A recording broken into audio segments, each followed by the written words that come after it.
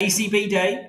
The announcement is out. It was out about 15 minutes ago. As you can see, this is the euro dollar on the 15-minute chart. See how the euro's reacted. We're back under the key parity level, or back down to parity as we speak. 101.50. So 75 basis points as the market expected, with more to come. Obviously, Ms. Lagarde will have plenty to say in about half an hour or so. It's a big day, though. It's not just the ECB. We've got earnings season in absolutely full swing. This is probably one of the biggest days. We've got the world's biggest company, Apple, reporting earnings tonight. Amazon report tonight, and we had that monumental move down for Meta, Facebook, as they used to be called, Metas, as they like to be called now. After hours, 22. Last time I looked at I haven't got it here on this workstation, but last time I looked, they were down 22%, having already fallen 5.5% into close. Earnings were disappointing, all about ad sales and the costs that the move to the metaverse is costing. So Mr. Zuckerberg very much under pressure. We're just getting the US data across the wires at the moment. So US economy has grown by 2.6% in quarter four versus 2.4%, so it's better than expected. Claims. Let me just try and share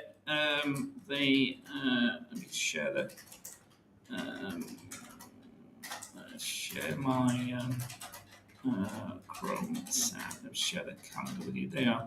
There's the calendar.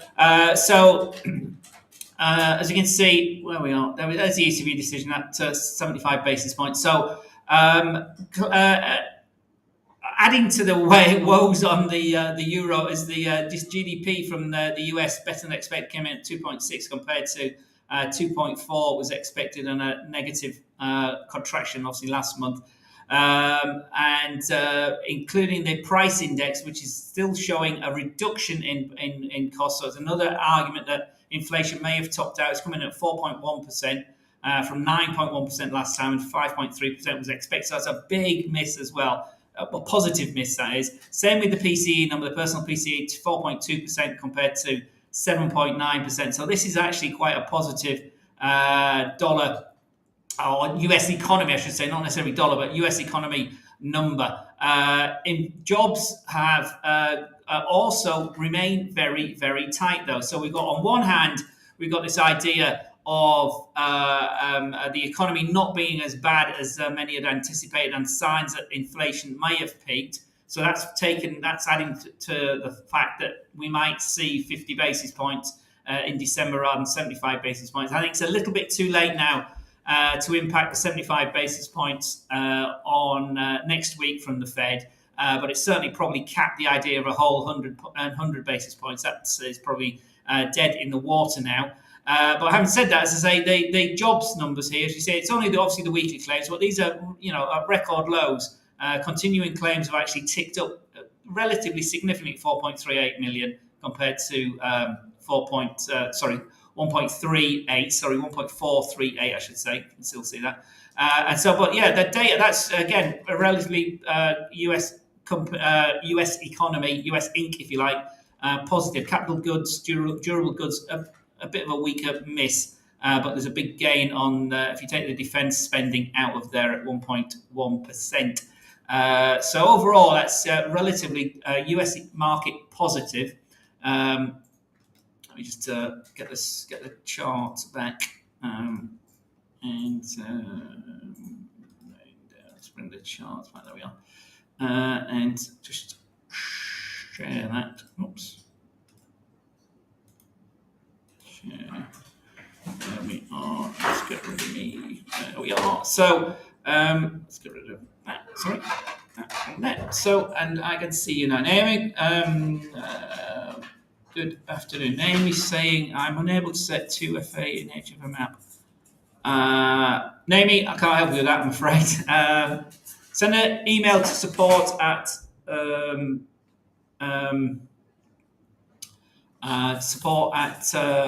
HFM.com. Naomi, what's somebody's unable to set 2FA in HFM app? Okay, that might be I don't know. It might be a bug on your particular setup. I've shared the screen. I want to share the screen. Okay. Okay. It's okay. It's okay.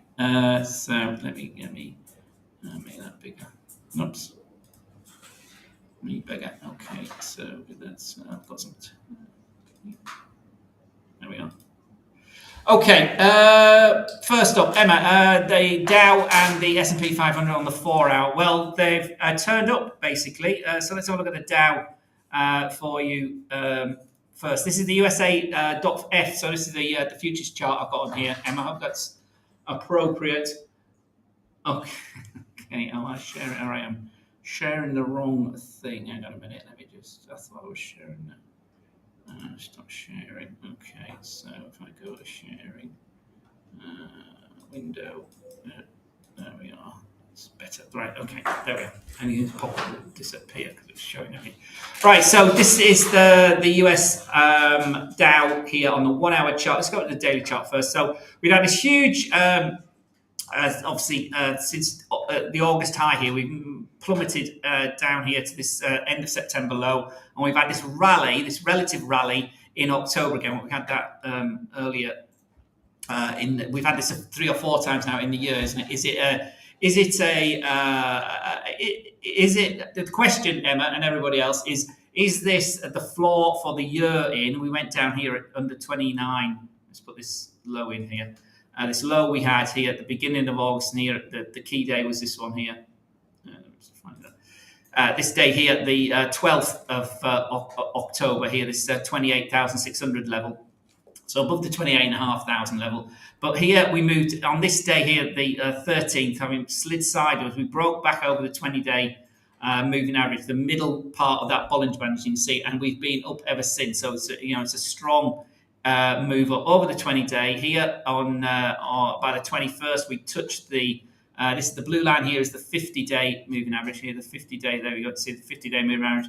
And obviously the red line is the next big thick wall. So as these numbers go up, the resistance gets thicker, doesn't it? We've got a 20-day, 50-day, and now 200-day. So that's a big, big resistance we're running toward.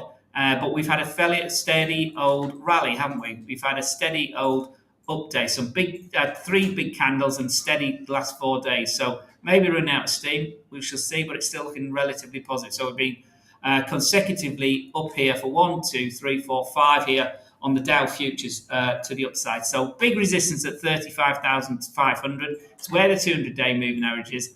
That's now key. That let me just take that fib chart off because it's a little bit irrelevant now. Okay, so obviously now if you're a fib player, so that's the daily time frame. So it's a very positive break, certainly from this 50-day moving average, Emma. So you'd be looking, I don't know if you're a trend follower or how you trade, but certainly the 4-hour chart should also be positive as well, and indeed it is. So the 4-hour chart here, with this big up candle we had, this big up candle we had here, again, back on the 21st, to close the day out, over the 200 period, having fiddled with it for most of that week. So it's a big, strong candle there at the top end of the Bollinger Bands, looking to push out.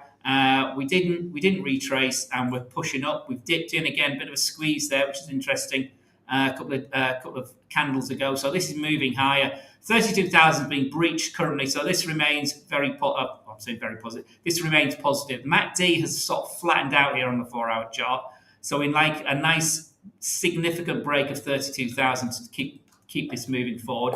But the Bollinger Bands have sort of squeezed in, squeezed out. So we've got squeeze here, but we're now angling up. We've gone from a flat 200 period here. The 50 period has crossed the 200 period there, and we're nicely aligned, aren't we? We've got the upper half of the Bollinger Band. We've got the 20 period, the 50 period, and the flat 200 period. We've got flat MACD here. We've been up and in the oversold area here as far as the fast-moving stochastic is concerned on this particular chart.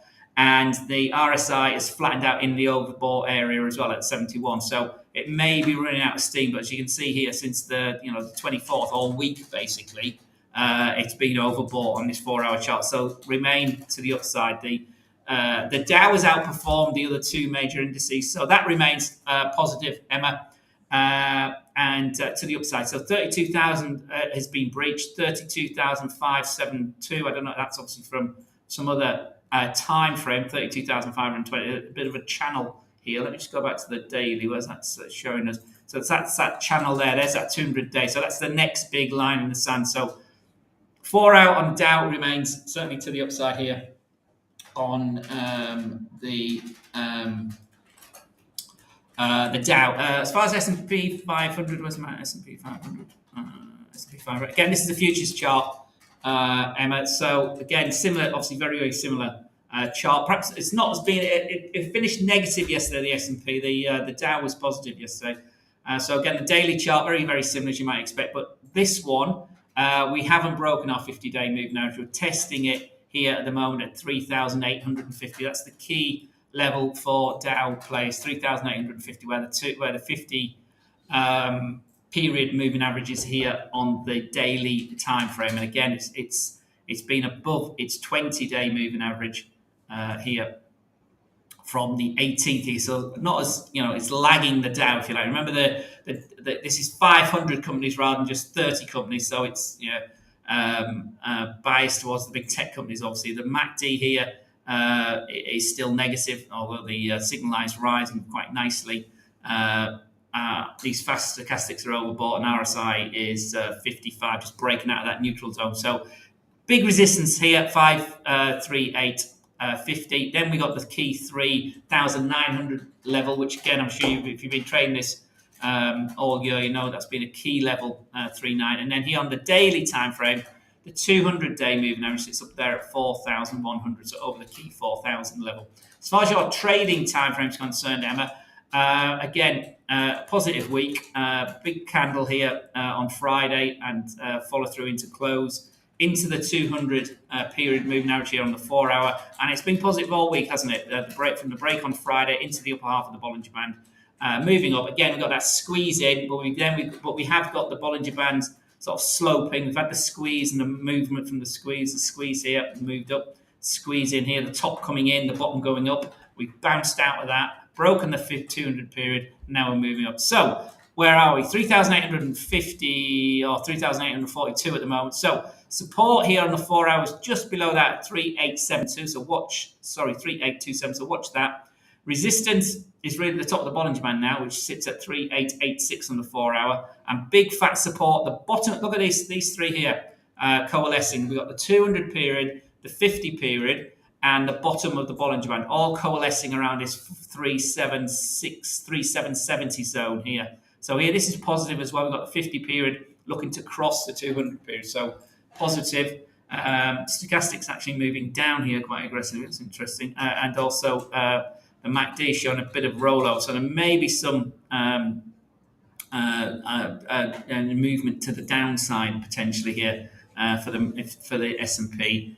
If we don't breach this 35850 zone, so 35850, as you see, we've been sort of a bit channel bound really. So there's your immediate trading range. 3,840 is the floor, and 3,865 the top. So 25 points there, Emma, on that 4 hour chart. Looks to break out that, and obviously next resistance at 3.9 where that fractal high is to the upside. So I hope that's helped. My friend Joanna. Hello, good evening. Good evening to the Philippines. Hope you're all staying safe and trading well, and anything we can help you with, please let me know. Mossa is asking about the Aussie pair. Is it going up or going down? Well, they do that all the time, Mossa. It depends on what time frame you're looking at and where you are with it. But the Aussie was, I just lost that there. The Aussie was had been doing okay all week based on the weakening dollar that we've seen. So that's turned around now. This is today. What time frame, Mossa? I don't. You haven't let me know. But what we've got in here, this is the Bollinger Bands, and we've also got the 9 and the 5 period EMAs on here. So we've got the 20 period moving average as well, and 2 EMAs on here as well. So that went short on this strategy here this morning at The close of the 9 o'clock candle, it couldn't get over 65 really, dot 65, 65, in fact 65.20 was sort of the top, wasn't it? 65.15, in fact the top of the candle. But 65, the big round number, I'll just bring that down to the round, 65 flat. It doesn't want to move. Now we are 65 is right about there, isn't it? 65. 64, 6.65 is right about there. So it couldn't hold over 65, and we've been short here on this 1 hour time frame. Run right into that's a daily trend line. That's interesting. We've been over a daily trend line yesterday. We've gone back to it today. So let me just check what that is. That's that big. Oh, I don't know where that's from. That's from a long time ago. And that's a support line, I guess. So I'm not clear where that is, to be honest. But again, we've seen that the floor was, all the way down here at the middle. This is the daily, guys. At the middle of October down here at I think it went under 61, didn't it? The Kiwi, the Aussie, intraday. Yes, no, quite not 61.60. It was under 62. So from 62 to 65, that's 300 pips in the last few days. And again, another one's broken into the upper half of the Bollinger Band, and resistance, immediate daily resistance sits there at the top of the Bollinger Band at 65.43. We couldn't do that today. We couldn't even break 65 today. So big resistance at 65. We've had 3 or 4 strong days, and we're turning down now. So the 4 hour will also have rolled over. There we are. They haven't actually crossed on this particular strategy. But let me get rid of that. Line, but strong move here in the 4 hour, and it's rolling up. So the 1 hour is down. So Mossa, I don't know what your time frames are, but the 1 hour is going down. You've asked, is it going down or going up? The daily is still going up, although it's down day to day. Next big target needs to close over dot 65, and then the resistance, as I said, is here at the top of the Bollinger Band at 65.30, wasn't it? And then this is daily. Trend line's coming into play as well. That's the daily 4 hour. It's sort of consolidating basically. You'd like it to hold this 10-9 period EMA. This one here, the red line here, where we are now, around about 64.50. So 64.50, 65. If this range could hold, that'd be relatively positive. We'd break out either way. But remember, we had a big up candle here from. This is a 4 hour from yesterday. So that's next visit support here on the 4 hour. It takes us all the way down to 64.24, 64.02. So 64 itself in the next big support area. So yeah, it's rolling over again. So again, also depends on your time frame. But we've had a positive data release for the US dollar. And it's been declining all day here in the 1 hour time frame, the Aussie, but it's ran into that daily trend line support at 64.25, and it's bouncing off that at the moment. So difficult to tell which way that may end up going. Okay, Idris. Oh dear. Mr. Khan, no SMC. Seems like there's an ugly reverse coming on EU, Kuram. Maybe we've had a big old run for the US dollar. Let me just zoom this in. We've had a massive run, haven't we? We've been down, we've been short all year. We've had these sort of moves up, but it's. We'll see. Don't try come around. Whatever strategy you're using, whether you're using smart money or not smart money, trade what you see, not what you think.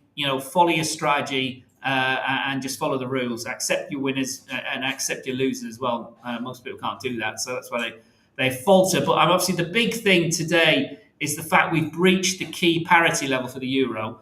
And we haven't actually traded over that with any significance since I think it was the middle of September, wasn't it?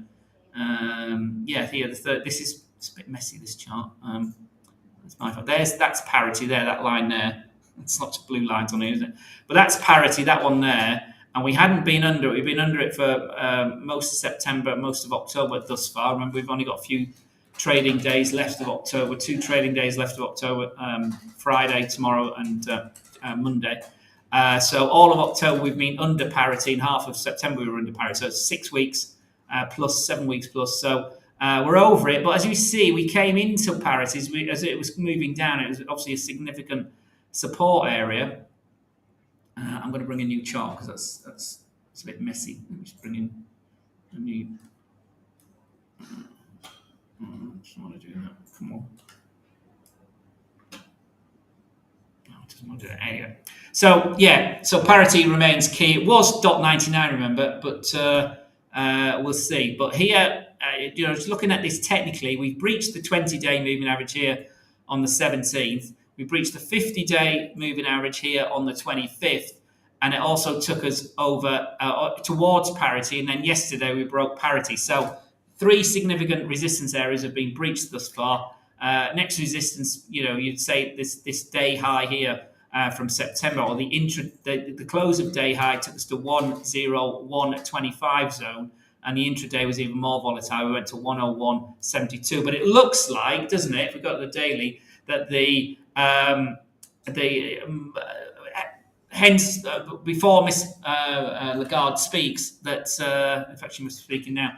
Has ran out of steam thus far today. So down candle, she's obviously on the microphone at the moment, I'd guess. So yeah, euro rolling over today. So yeah, it could be indeed another reversal. Guess it's. I will be a great trader. Very good. Just keep practicing on about. Okay, I will become a great trader soonest. Yes, there's no rush, my friends. Trading is a mindset. It's a mind game more than anything. It's a psychological business. It's not a technical business. It's not an economic business, if you like. It's not understanding the charts. It's really about understanding yourself. If you want to really, really, really move forward in this business. Jimmy says he's going to sell.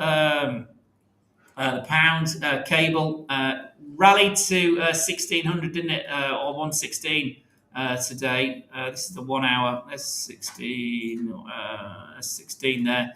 Yesterday into close. So we've had a nice 300, 400 pip run for the cable pair. So some big hourly candles here as the political situation spewed out in the UK over the last few weeks. So we've recovered.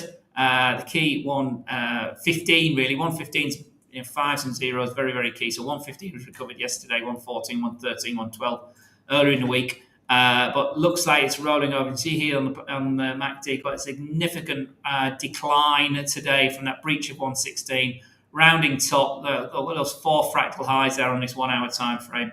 So rolling down. Next support is the 50 hour there at 115.38. And the 200 hour is all the way down there at 113.45. So we're on a volatile cable. Dollar coming back a wee bit here. So they're the key levels to watch going down.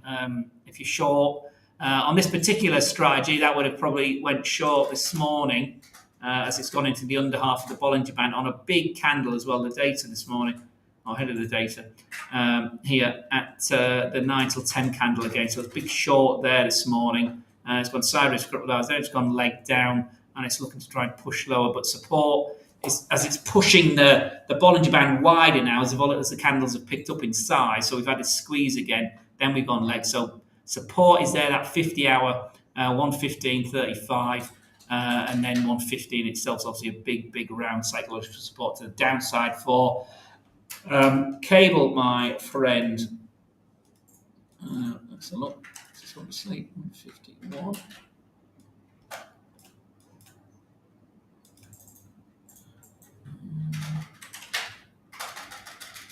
Where's Jimmy gone? Jimmy. What's happening?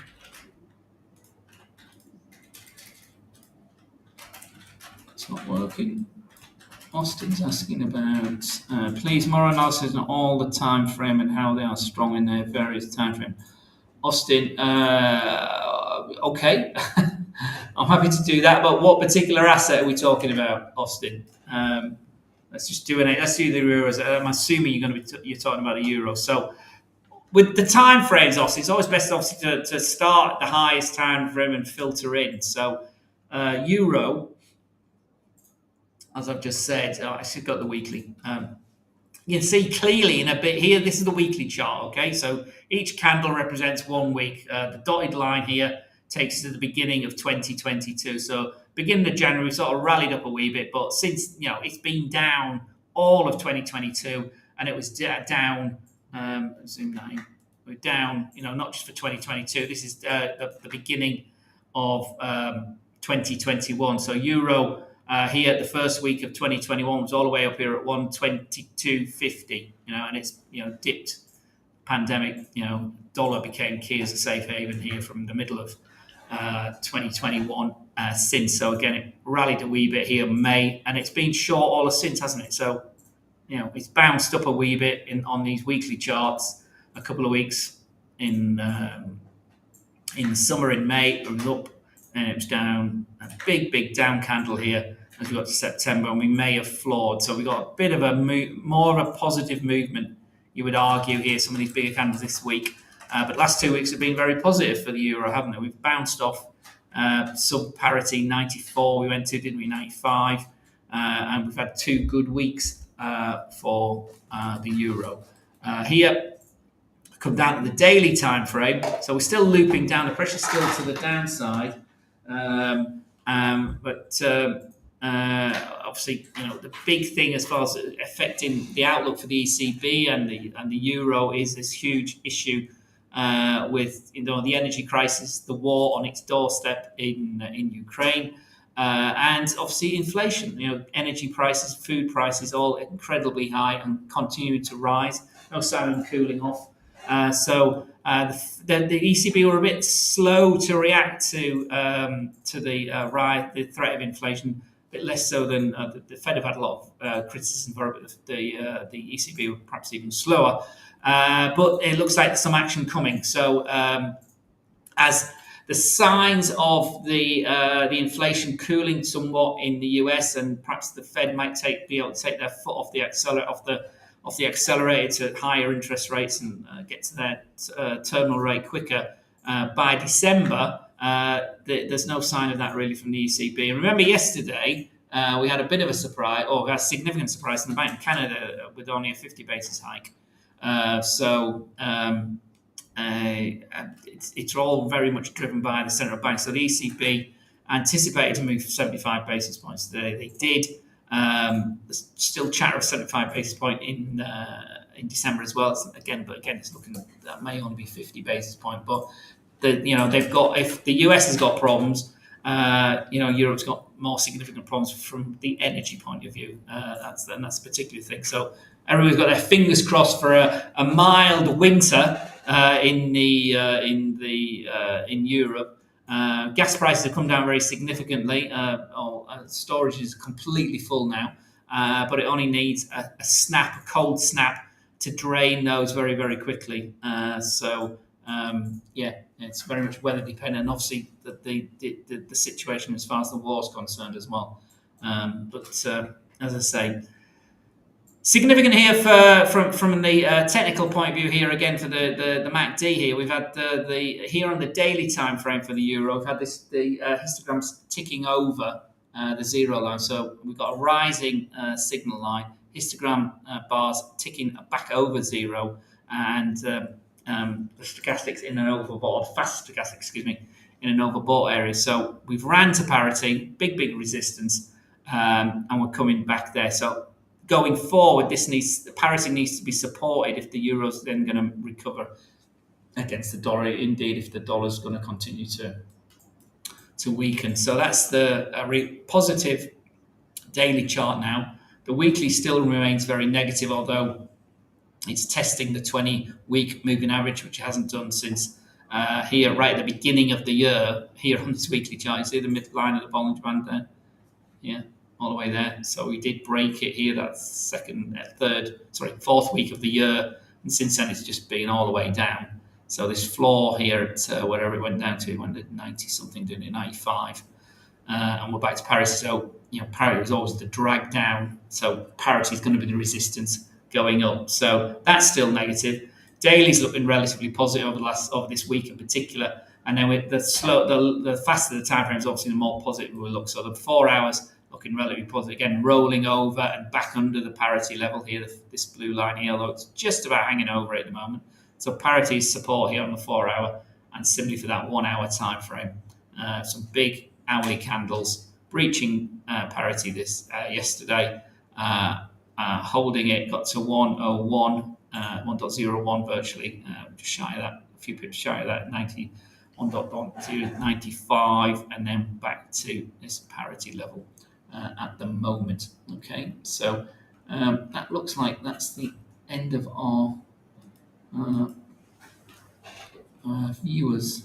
Yeah, I've got Facebook, I've got YouTube. Yeah, good. Okay, so just a quick recap. We've had a very positive set of data from the US. We had the ECB doing what was expected, 75 basis points. Miss Lagarde is speaking at the moment. Let me just read some comments. She's saying here, inflation remains far too high. Consumer and business confidence has fallen rapidly. It's all a bit doom and gloomy, as you might expect. Expect further economic weakening in the remainder of this year and next year. Expect the economy to slow down substantially over the remainder of the year, i.e. recession, a recession in the EU.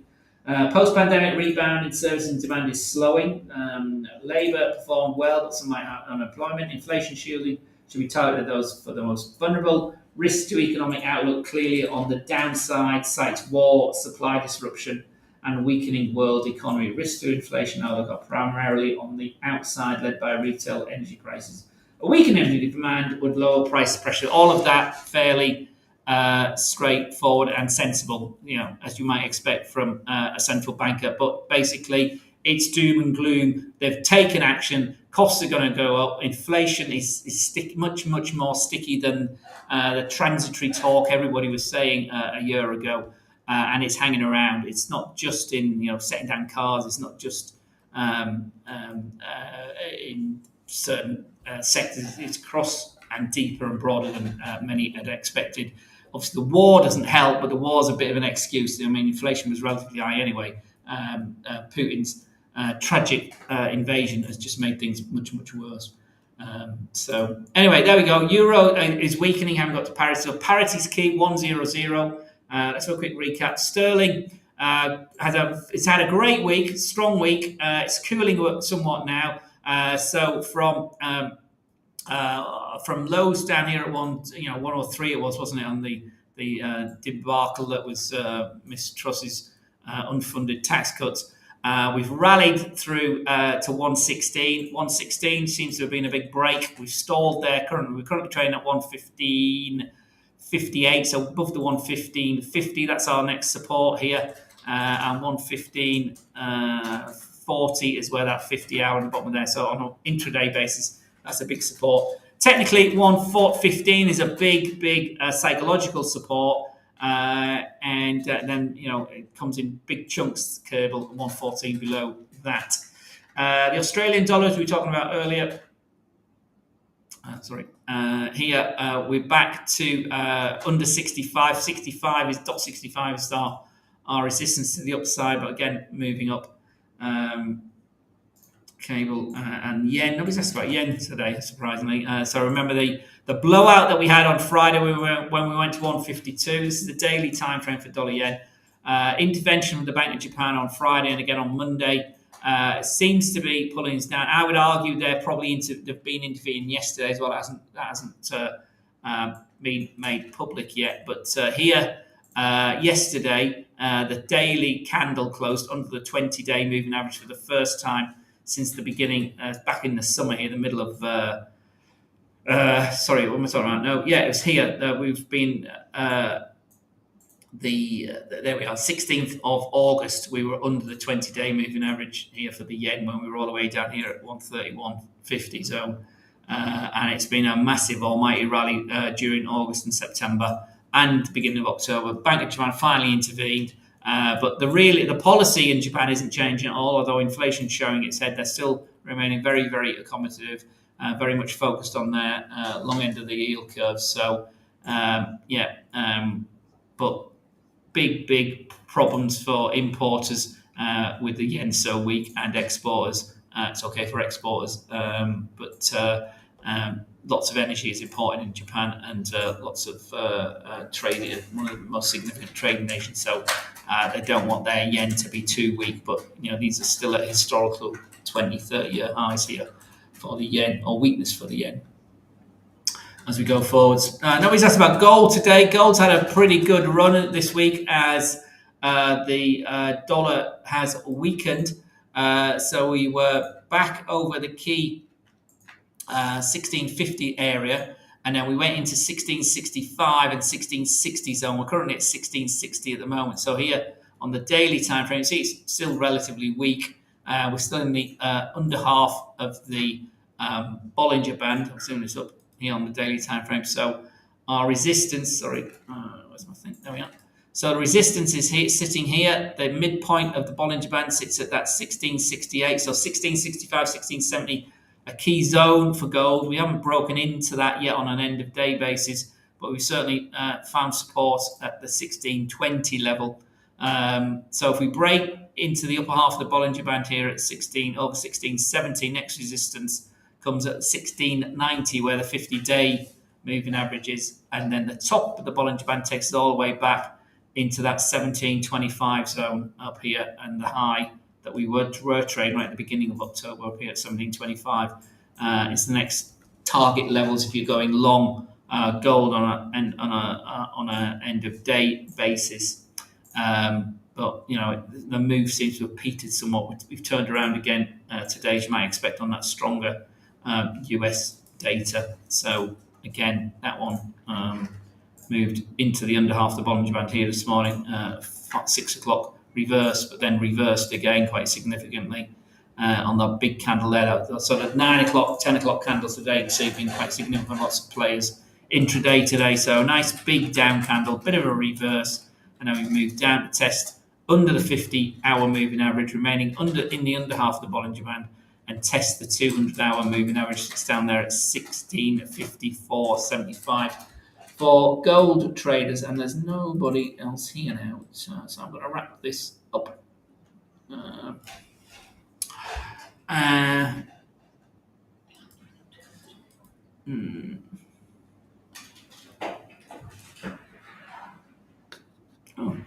also no. All right, okay, I see.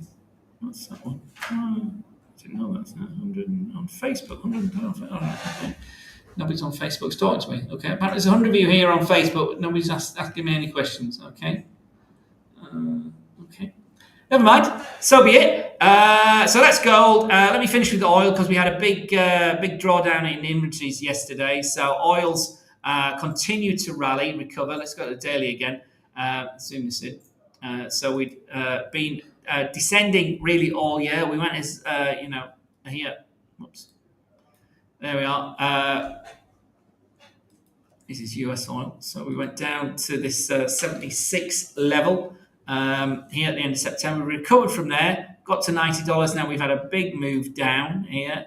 And currently we're recouping again. So oil price is moving back up again to 89. But again, obviously the global outlook, potential global recession doesn't help oil demand, but that's nothing really changed since the summertime there, where we were up to 125, weren't we, all the way up here? So there we go, 92. See that key fib level, but a big round psychological numbers. So we went to 88 today, didn't we? Oh no, we've even gone even higher since our last look. So we're over $89 at the moment. So from this compression today and yesterday, we've rallied higher. This was yesterday's inventory number, and we're moving higher again today. So next stop is $90. The big fat round $90 for US oil remains at bid here.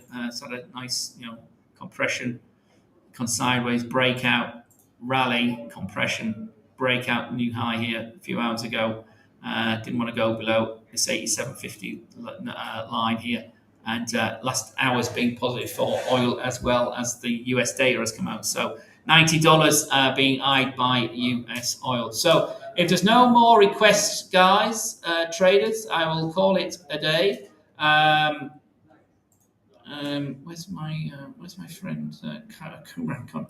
Kumran, I'll leave you with your SMC trading. Hope it's going well. Say trade what you see, not what you think. And Omar Burt, I hope you will become a great trader, but there's no rush, my friend. Okay, take it easy. Anybody can do this, and as Jan's just said, anybody can do this. Yeah, you got this. Absolutely, my friend. All right, take care, everyone. Stay safe, and we'll see you all again, possibly tomorrow, maybe next week. We'll see. All right, take care. All the best, everyone. Bye bye.